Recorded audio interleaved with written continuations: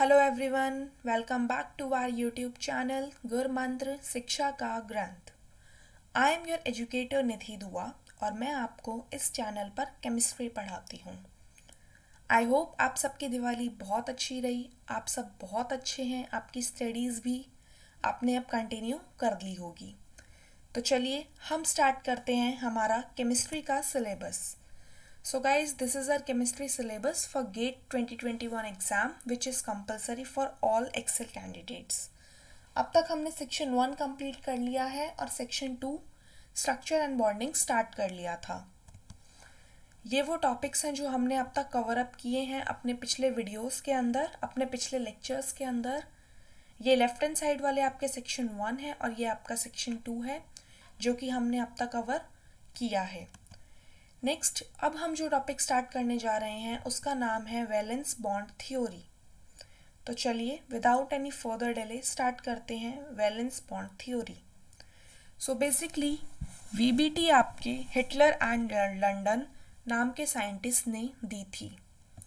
Valence bond theory explain करती है कि कैसे एक कोवेलेंट बॉन्ड का फॉर्मेशन होता है between two atoms. So basically ये थ्योरी बाद में एक्सटेंड की गई थी by the scientist name polling and Slater. लेकिन यहाँ पे इम्पॉर्टेंट ये है कि अगर आपसे कोई पूछता है कि वीबीटी किसने दी थी तो आप नाम लेंगे Hitler and London. Extend polling and Slater ने की थी लेकिन it was presented by Hitler and London. Valence bond theory के कुछ इम्पॉर्टेंट पॉइंट्स हैं इस थ्योरी के। तो चलिए स्टार्ट करते हैं इन वैलेंस बॉन्ड थ्योरी के कुछ important points. Number 1 point is ये थ्योरी कोवेलेंट बॉन्ड के फॉर्मेशन को बताती है जो कि अकर करता है between half filled valence shell orbitals of two atoms. Valence bond theory के अकॉर्डिंग जितना भी कोवेलेंट बॉन्ड बनेगा वो ओवरलैपिंग की वजह से बनता है बिटवीन टू एटम्स, जिसके अंदर उन दो एटम्स के पास half filled valence shell orbital होने चाहिए। Second point is resulting bond acquires a pair of electron with opposite spins to get stability. मतलब कि जो भी बॉन्ड फॉर्म हो रहा है दो एटम्स के बीच में, उस बॉन्ड के पास एक पेयर ऑफ इलेक्ट्रॉन होता है। आपको पता है हम बॉन्ड को इस तरीके से डिनोट करते हैं, यहाँ पे आपका एक इलेक्ट्रॉन होता है प्रेजेंट और यहाँ पे दूसरी तरफ आपके एक इलेक्ट्रॉन प्रेजेंट होता है। दो इलेक्ट्रॉन मिलके एक पेयर का फॉर्मेशन करते हैं, इसीलिए यहाँ लिखा गया है resulting bond acquires a pair of electron. ये आपका एक पेयर हो गया जिसके पास अपोजिट स्पिन होना चाहिए जिससे स्टेबिलिटी रहे। मतलब अगर ये वाला इलेक्ट्रॉन अप स्पिन में है तो ये दूसरे वाला इलेक्ट्रॉन डाउन स्पिन में होगा। Third point is orbital comes closer to each other from the directional in which there is maximum overlapping. मतलब वो ऑर्बिटल आसपास आ जाएंगे उस डायरेक्शन में से जहाँ पे ओवरलैपिंग की टेंडेंसी मैक्सिमम होगी। ये आपको याद रखना है, हमेशा ऑर्बिटल्स के बीच में ओवरलैपिंग वहीं पे होगी जहाँ पे मैक्सिमम टेंडेंसी होगी ओवरलैप करने की। So basically covalent bond has directional character. ये आपको याद रखना है, ये बहुत इंपॉर्टेंट पॉइंट है कि किस बॉन्ड का डायरेक्शनल कैरेक्टर होता है। तो वो बॉन्ड होता है covalent bond. Next point is extend of overlapping is directly proportional to the strength of chemical bond. जितनी ज़्यादा बॉन्डिंग होगी, जितनी ज़्यादा ओवरलैपिंग होगी, उतना ही ज़्यादा बॉन्ड स्ट्रॉन्ग होगा। ओवरलैपिंग का मतलब है या तो ओवरलैपिंग दो ऑर्बिटल्स के बीच में होगी, वो ऑर्बिटल्स का डायरेक्शन होगा या तो वो एक्स एक्सिस पे अलोंग द एक्सिस ओवरलैप करेंगे या फिर वो वाई एक्सिस पे भी ओवरलैप कर सकते हैं। वो ओवरलैप अभी हम आगे जाके देखेंगे। नेक्स्ट पॉइंट इज जो एक्सटेंड हो रहा है ओवरलैपिंग का वो दो फैक्टर्स पे डिपेंड करता है। Number 1 factor is nature of orbital, कि ऑर्बिटल कौन सा ऑर्बिटल है। अगर वो पी डी और एफ ऑर्बिटल है तो उसके पास डायरेक्शनल कैरेक्टर होगा जिसके अंदर मोर ओवरलैपिंग होगी।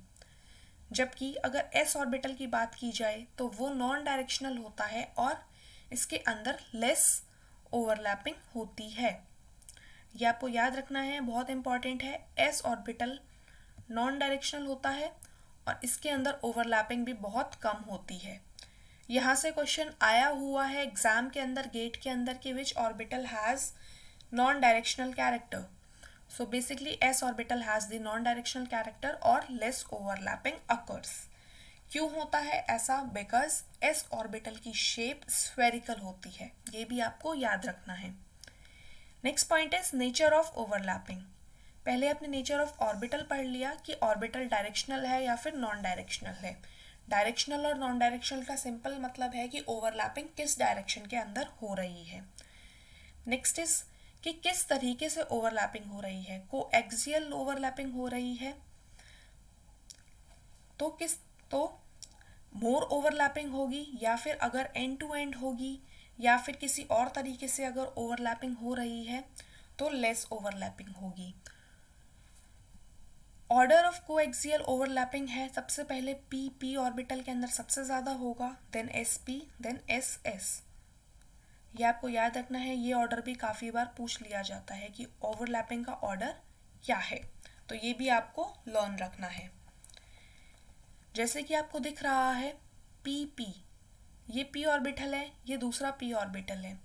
p ऑर्बिटल के अंदर जब ये ओवरलैपिंग हुई इस तरीके से, तो यहाँ पे सबसे ज़्यादा ओवरलैपिंग हो रही है। ps ऑर्बिटल के अंदर आपको दिख रहा है यहाँ पे ओवरलैपिंग काफ़ी कम है, जबकि ss के अंदर सबसे कम होगी क्योंकि इसकी शेप ही स्फेरिकल शेप है। Now as the value of n increases, bond strength decreases। आपको बॉन्ड स्ट्रेंथ का ऑर्डर दे रखा है। 1s 2s के अंदर n की वैल्यू इंक्रीज जैसे जैसे होगी, 1s 2s 2s 2p 3s 3p, bond strength decrease होना स्टार्ट हो जाएगा। अगर n की वैल्यू सेम है, प्रिंसिपल क्वांटम नंबर की वैल्यू सेम है, तो ऑर्डर कुछ इस तरीके से चलेगा। p के अंदर आपकी सबसे ज़्यादा बॉन्ड स्ट्रेंथ होगी, then sp, then ss। Now overlapping की वजह से दो टाइप के बॉन्ड का फॉर्मेशन होता है। सबसे पहला बॉन्ड होता है सिग्मा बॉन्ड, जिसे सिंबल सिग्मा से डिनोट किया जाता है। नेक्स्ट बॉन्ड होता है पाई बॉन्ड, जिसे सिंबल पाई से डिनोट किया जाता है। तो चलिए स्टार्ट करते हैं। सबसे पहला बॉन्ड जो कि ओवरलैपिंग की वजह से फॉर्म हो रहा है, जिसका नाम है sigma bond. Bond formed between two atoms by the overlapping of half-filled orbitals along their axis, that is end-to-end overlap, is called sigma bond।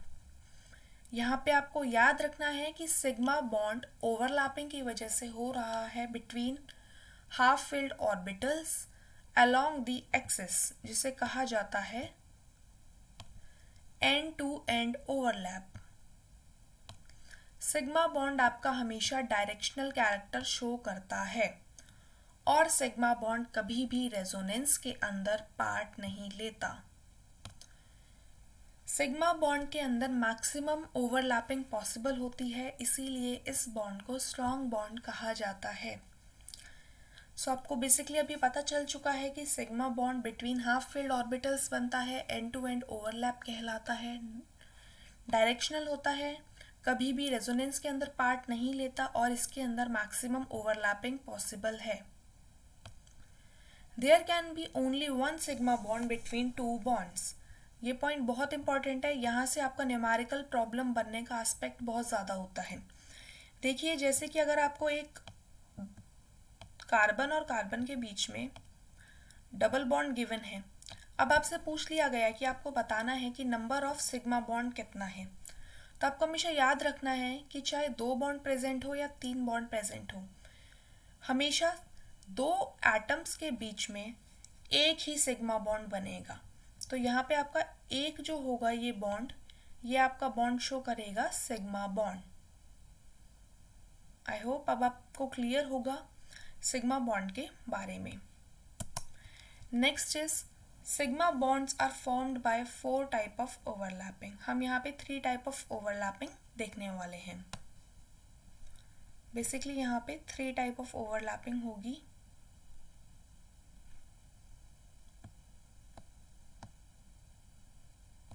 Okay, so number 1 overlapping is S overlapping. S overlapping का मतलब है कि between 2 s orbitals overlapping होने वाली है, जिसका example हमने लिया H2 molecule. So basically S overlapping के अंदर 2 half filled s orbitals overlap along the internuclear axis. So basically आपको दिख रहा है एक हाइड्रोजन के अंदर 1s इलेक्ट्रॉन, दूसरा हाइड्रोजन के अंदर 1s। स्टेबिलिटी गेन करने के लिए 1s और 1s ओवरलैप कर गए। वो जैसे ही ओवरलैप करे, ये ओवरलैपिंग के लिए प्लस का सिंबल दिखा दिया है आपको। यहाँ से अपोजिट स्पिन के इलेक्ट्रॉन्स का फॉर्मेशन हुआ। यहाँ पे ओवरलैप करने के बाद 2 इलेक्ट्रॉन्स आपस में एक इलेक्ट्रॉन शेयर हो गया, तो ये आपका सिग्मा बॉन्ड का फॉर्मेशन हुआ और इसे कहा गया, नाम दिया गया formation of H2 molecules. Number 2 is sp overlapping between s orbital and p orbital, formation of HF molecule. When half-filled s orbital of one atom overlap with the half-filled p orbital of other atom, that is known as your sp overlapping। मतलब एक atom का s orbital काम में आएगा, दूसरे atom का p orbital काम में आएगा।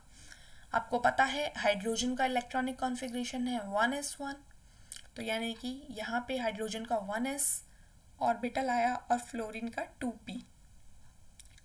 जैसे ही यहाँ पे ओवरलैपिंग हुई s और p का, स्ट्रक्चर कुछ इस तरीके से बन गया। Next you have pp overlapping. Third type की ओवरलैपिंग है pp, जिसे हम बोलते हैं coaxial overlapping. It involves the coaxial overlapping between the half-filled p orbitals of 2 different atoms। आपको दिख रहा है क्लोरीन, फ्लोरीन, ब्रोमीन। यहाँ पे formation of chlorine, fluorine, bromine. यहाँ पे होमो एटम्स हैं, आप डिफरेंट एटम्स भी ले सकते हैं जिनके अंदर p ऑर्बिटल्स प्रेजेंट हों। तो जैसे ही ओवरलैपिंग हुई, सबसे ज़्यादा ओवरलैपिंग होगी क्योंकि कोएक्सियली हो रही है, इक्वली डिवाइड हो रहा है। आपको दिख रहा है ये स्ट्रक्चर बिल्कुल इक्वल है। Next is pi bond. Pi bond हमेशा साइडवेज लेटरल ओवरलैपिंग की वजह से बनता है। अब तक आपने कोएक्सियल एक्स एक्सिस में ओवरलैपिंग देखी थी, लेकिन पाई बॉन्ड आपका लेटरल एक्सिस के अंदर बन रहा है। ये आपको याद रखना है, सिग्मा बॉन्ड कोएक्सियली बनता था और पाई बॉन्ड लेटरल बनता है। Lateral overlapping is only partial, so bonds are weak. Sigma bond strong होता है और पाई बॉन्ड वीक होता है, and hence more reactive than sigma bond. जो बॉन्ड वीक होगा वो ज़्यादा रिएक्टिव होगा, यानी कि पाई बॉन्ड ज़्यादा रिएक्टिव होगा सिग्मा बॉन्ड से। इसका एग्जाम्पल लेते हैं हम फॉर्मेशन ऑफ O2 मॉलिक्यूल। जैसे कि आपको दिख रहा है, 2 एक्सेस हमने ले ली हैं PY एंड PZ। इसके बीच में जब ओवरलैपिंग होगी, अगर आप देखिए इस एक्सिस को PZ एक्सिस मान लेते हैं, तो यहाँ पे तो आपके कोएक्सियली ओवरलैपिंग हो गई, तो इस वजह से आपका सिग्मा बॉन्ड यहाँ पे बन गया बीच के अंदर।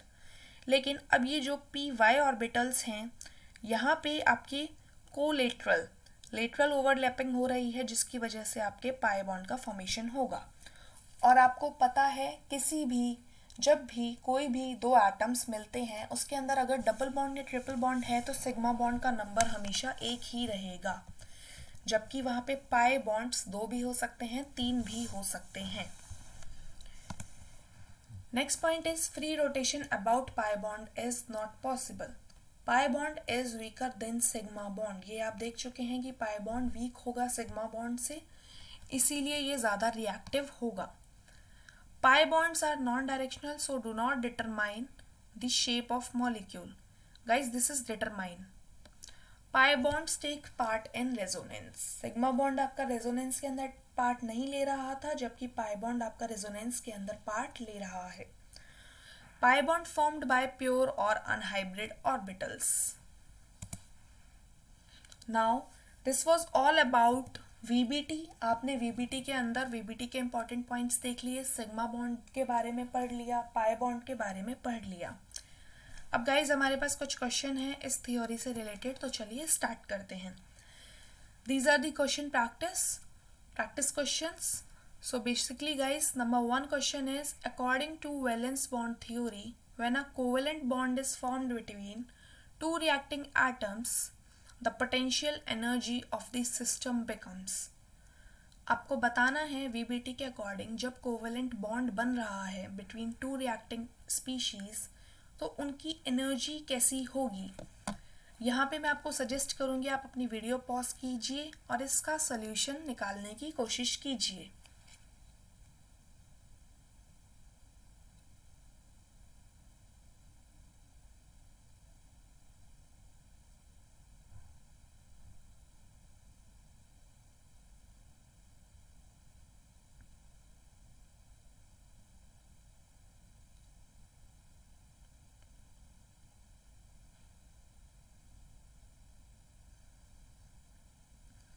ओके गाइस, तो चलिए इसका सल्यूशन देखते हैं। So the answer is third, that is minimum. जब भी कोवेलेंट बॉन्ड का फॉर्मेशन होगा बिटवीन टू रिएक्टिंग एटम्स तो पोटेंशियल एनर्जी जो होगी सिस्टम की वो मिनिमम हो जाएगी, क्योंकि जितना ज़्यादा अट्रैक्शन होगा इलेक्ट्रॉन्स का, शेयर्ड इलेक्ट्रॉन्स का, उतना ही ज़्यादा न्यूक्लियस स्टेबल हो जाएगा। और जैसे ही न्यूक्लियस स्टेबल होगा पोटेंशियल एनर्जी डिक्रीज होना स्टार्ट हो जाएगी, क्योंकि बॉन्ड की स्ट्रेंथ, बॉन्ड की डिस्टेंस डिक्रीज होगी। और अगर if the atom continue to approach each other, positive charge in the two nuclei begin to repel each other, और फिर पोटेंशियल एनर्जी इंक्रीज होगी। So basically the strong attraction of each shared electron to both nuclei stabilizes the system, and that's why the potential energy decreases as the bond strength decreases or bond distance decreases. So basically I think आप लोग clear हैं कि इसका answer minimum क्यों होगा। Next question is question number 2, the strongest covalent bond is formed by the overlap of। आपको बताना है, आपने देखा था पिछले स्लाइड के अंदर कि स्ट्रॉन्गेस्ट कोवेलेंट बॉन्ड किस ऑर्बिटल के अंदर बनेगा।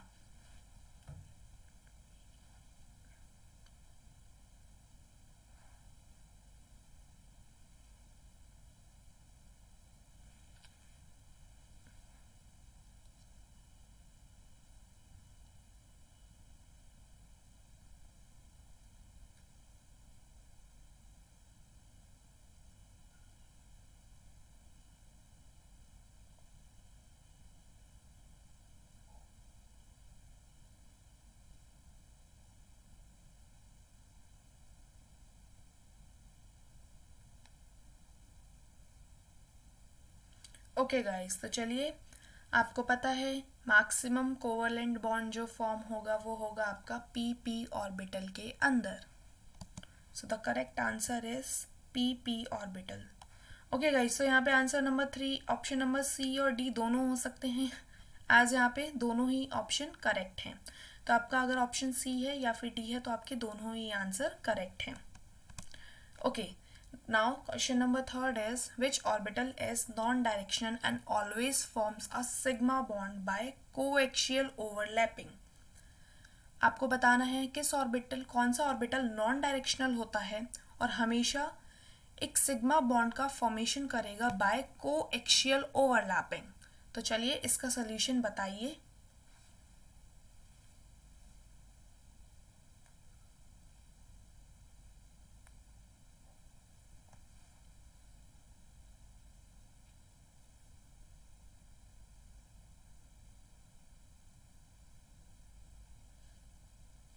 ओके गाइस, तो इसका आंसर आपका होना चाहिए एस ऑर्बिटल। आपको पता है एस ऑर्बिटल जो होता है वो नॉन डायरेक्शनल होता है। So the correct answer is option number 1। Next is, how many sigma and pi bonds are present in the molecule of HCN। आपको सबसे पहले HCN का स्ट्रक्चर ड्रॉ करना होगा, तभी आप बता पाएंगे सिग्मा और पाई बॉन्ड्स कितने हैं। यहाँ पे मैं आपको एक हिंट देना चाहूँगी, जब आप HCN का स्ट्रक्चर बना लेंगे तब आपको बिटवीन टू एटम्स एक ही सिग्मा बॉन्ड को कैलकुलेट करना है। ये आपके लिए हिंट थी। तो चलिए अब आप जल्दी से HCN का स्ट्रक्चर ड्रॉ कीजिए और इसका सल्यूशन बताइए, इसका करेक्ट आंसर बताइए।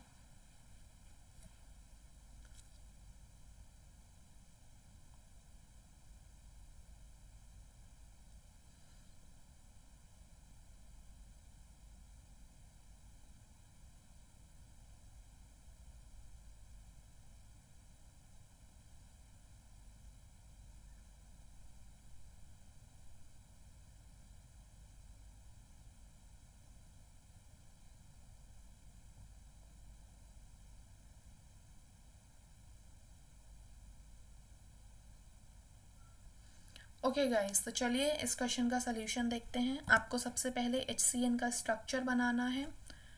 आपने जैसे ही HCN का स्ट्रक्चर बनाया, आप देख रहे हैं HCNN, आपको पता है बिटवीन टू एटम्स आपका एक सिग्मा बॉन्ड होगा और जो बाकी के बॉन्ड बच जाएंगे वो आपके पाई बॉन्ड्स होंगे। तो C और H के बीच में एक सिग्मा होगा। यहाँ पे C और N के बीच में 3 बॉन्ड्स हैं, तो यहाँ पे एक तो सिग्मा होगा डेफिनेटली और 2 बाकी के बचे हुए बॉन्ड आपके पाई बॉन्ड हो गए। तो इसीलिए यहाँ पे लिखा है 2 sigma and 2 pi bonds are formed. Now question number 5 is a friend tells you N2 has 3 pi bonds due to the overlap of 3 p orbitals on each nitrogen atom. Do you agree? आपको बताना है, आपके किसी friend ने बोला कि nitrogen molecule के पास 3 pi bonds हैं जो कि फॉर्म हो रहे हैं overlapping of 3p orbitals. Her nitrogen atom के 3p ऑर्बिटल्स काम में आ रहे हैं। तो आपको बताना है क्या ये स्टेटमेंट करेक्ट है या फिर रॉन्ग है। अगर करेक्ट है तो क्यों है, रॉन्ग है तो क्यों है।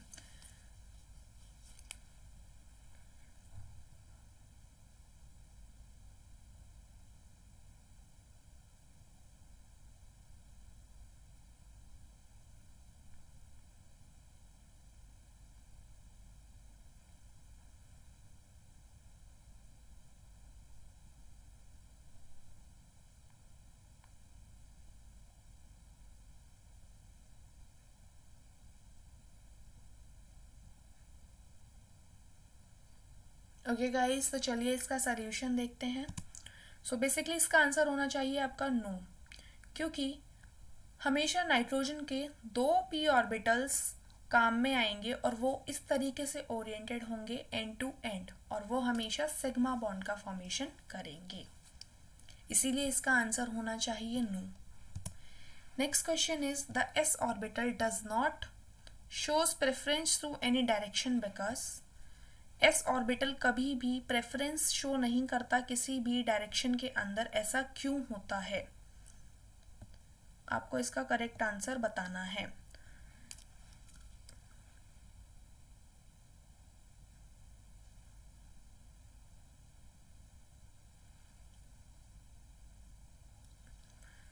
ओके गाइस, तो बेसिकली हमने पिछले स्लाइड के अंदर देखा था क्योंकि s ऑर्बिटल की जो शेप होती है वो स्फेरिकल होती है, उसके अंदर स्फेरिकल सिमेट्री होती है, इसीलिए वो कभी भी किसी भी डायरेक्शन के अंदर कोई भी, वो नॉन डायरेक्शनल होता है, वो कोई भी प्रेफरेंस शो नहीं करता। सो बेसिकली यहाँ पे does not show any preference का मतलब ही ये था कि वो नॉन डायरेक्शनल कौन सा ऑर्बिटल है, वो क्यों है। तो s ऑर्बिटल आपका नॉन डायरेक्शनल होता है क्योंकि उसकी शेप स्फेरिकल होती है। So the correct answer is option number C. The s orbital is spherical symmetric in shape, so it does not show any preference to any direction. It is same from all the directions. Now next question is the p orbital is in the shape of a. आपको p orbital की shape बतानी है, ये आप पिछले lectures के अंदर पढ़ते हुए आ रहे हैं।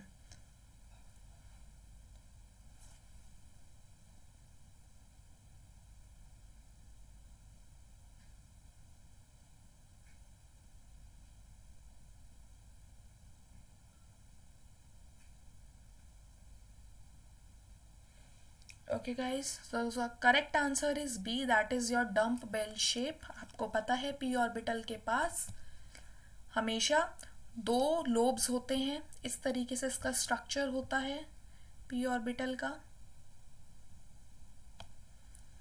So the shape of p orbital is your dump bell shape and it has 2 lobes that are pointing opposite directions. Now I think you all are cleared about valence bond theory. Valence bond theory के application हम लोग next video के अंदर देखेंगे. Hybridisation के बारे में हम नेक्स्ट वीडियो के अंदर कवर अप करेंगे. This was all about the theory of valence bond theory. In case if you are new here at our YouTube channel गुरमंत्र शिक्षा का ग्रंथ, please do like, share and subscribe. आप हमारा Telegram channel भी join कर सकते हैं जिसका नाम है गुरमंत्र. वहाँ पे आपको आपके एग्ज़ाम से रिलेटेड न्यू अपडेट्स मिल जाती हैं. आपको वहाँ पे फ्री PDF नोट्स भी मिल जाएंगे. You can also join our Facebook page Gurmantra शिक्षा का ग्रंथ. For further queries, you can mail us on tanejanehaofficial@gmail.com or you can also contact us on the given number. Thank you very much.